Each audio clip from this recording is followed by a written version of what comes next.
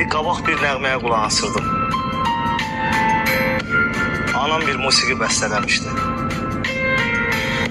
Bir parça şiirdən yaranan əsər bütün nəğmələri üstələmişdi. Demirəm dərin bir fəlsəfə idi, bəlkə də mənası aşıb daşırdı. Amma o nəğməyə qulaq asanda anamın özü də uşaqlaşırdı. Yox, orada atalar sözü yox idi.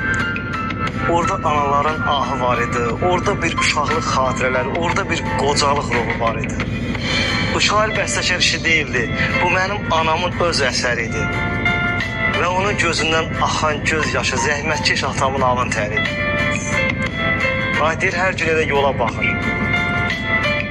Gözüm anamı axtarır. Ona elə öyrəşib ki, üzüm anamı axtarır. Nə olar gəlib qala bizdə, şənlik ola evimizdə, nimət dolu süfrəmizdə düzüm anamı axtarır.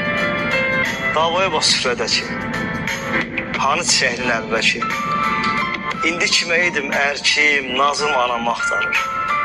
Güllü süfrə, güllü pərdə, hər gün açılardı yerdə, nəğmələrdə, şeirlərdə sözüm anamı axtarır. Durub gəzə-gəzə gəlmir, əlində bir məzə gəlmir. Neçə gündür bizə gəlmir, qızım anamı axtarır.